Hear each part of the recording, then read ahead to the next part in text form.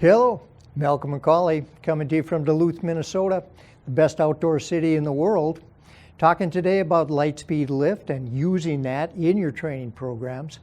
I want to follow up today on an interesting article I read in Runner's World. It's from the third quarter of 2021, and they're talking about polarized training.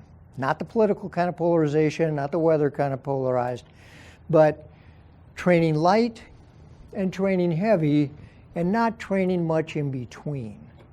And what they're really coming out with now in the studies shows that if we do about 80% of our training down in the light zone, where you're chatting away pretty much, your heart rate is about 70% of your predicted max, and you save 20% of your training for doing hard training, but when you do it hard, you go hard, you get the best increase in running economy and also in increasing your VO2.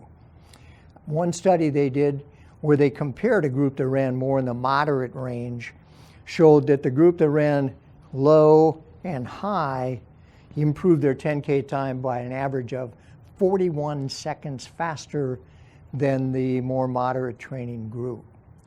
So the beauty of that with LightSpeed is that LightSpeed allows you to do your easy training at a faster, more normal cadence.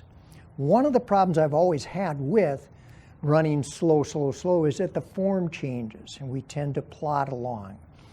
With the LightSpeed system on, you can run about a minute per mile faster at the same cardiac effort. That means instead of plodding along at a 5-minute pace with a slower cadence, tend to be more of a wibble wobble, you get to run at a 6-minute pace. Again, not going to be that fast, but you'll be chit-chatting away at that pace. And then when you do want to run fast, you can really take it up to that next notch. In effect, get some overspeed training, get yourself into that neuromuscular reprogramming zone. So 80% of the time, nice, easy training, one time per week, even maybe on LightSpeed as a super recovery run, because you're going to be putting less pressure on the joints, less pressure on the tendons, ligaments, while still being able to stimulate training response through the heart. And then one session per week doing some overspeed training on the LightSpeed where you can really get that heart rate up. You might do a Tabata style workout where you run 30-second fast, give yourself a 60-second recovery, put about 15 of those into your routine, and you're going to be well gassed, but you've gained some nice motor programming. So use LightSpeed Lift in your training program.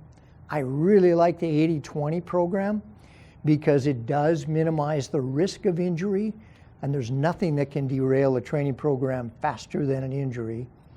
So 80% easy, 10% hard, and stay out of that middle zone, but you'll still be able to have fun running at the easy pace. LightSpeed Lift, use it for the best training. Remember to like us on Facebook, subscribe to our channel, and follow us. Look forward to seeing you next week.